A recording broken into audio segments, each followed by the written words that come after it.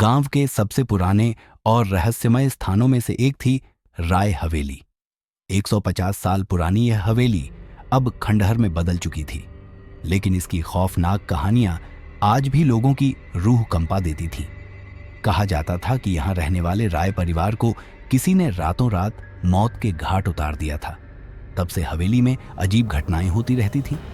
एक शाम 4 दोस्तों विक्रम, नील, पूजा और आरती ने उस हवेली में रात बिताने का फैसला किया। वे सभी अपने आप को बहादुर साबित करना चाहते थे और उन कहानियों को केवल अफवाह मानते थे। शाम के 6 बजे जब सूरज ढलने वाला था, चारों दोस्तों ने हवेली का दरवाजा खोला। दरवाजा अपने आप जोर से चरमराया, जैसे वह दशकों से किसी के आने का इंतजार कर रहा हो। अंदर अंधेरा और सन्नाटा था। हवेली की दीवारों पर धूल और जाले जमे हुए थे और एक अजीब सी सीलन की गंध चारों ओर फैली थी। लगता है यहां कई सालों से कोई नहीं आया, नील ने टॉर्च जलाते हुए कहा। यहां की ऊर्जा बहुत भारी लग रही है, आरती ने घबराकर कहा।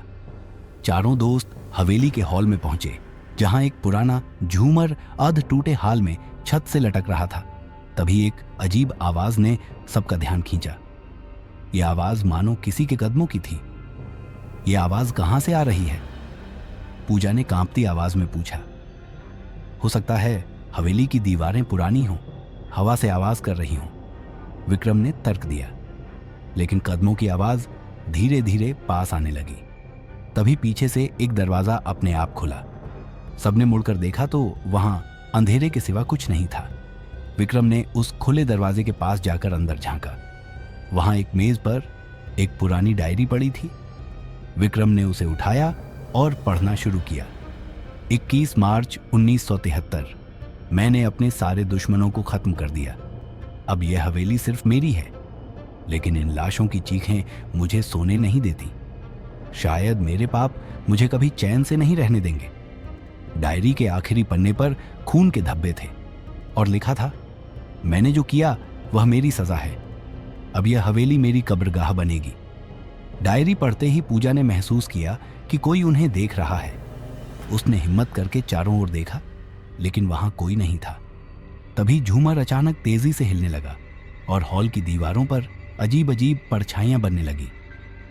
यहां से चलो, यह जगह सुरक्षित नहीं है, आरती चिल्लाई। लेकिन विक्रम ने कहा, हम इतनी जल्दी डरकर नहीं भाग सकते। हमें इस जगह का सच जानना है। हवेली के फर्श पर एक लकड़ी का दरवाजा दिखा, जो शायद तहखाने की ओर जाता था। नील ने उसे खोलने की कोशिश की, लेकिन दरवाजा बेहद भारी था। चारों ने मिलकर दरवाजा खोला और सीढ़ियों से नीचे उतरने लगे। तहखाने में एक बड़ा कमरा था, जिसमें चारों तरफ दीवारों पर खून के हाथों के निशान थे। कमरे के बीचों बीच एक लकड़ी की कुर्सी रखी थी, जिस पर जंजीरें लगी हुई थीं।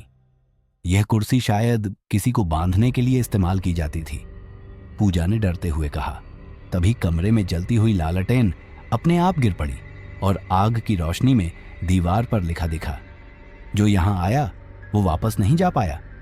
आरती ने जोर से चीख कर कहा, हम यहां से क्यों नहीं भाग रहे?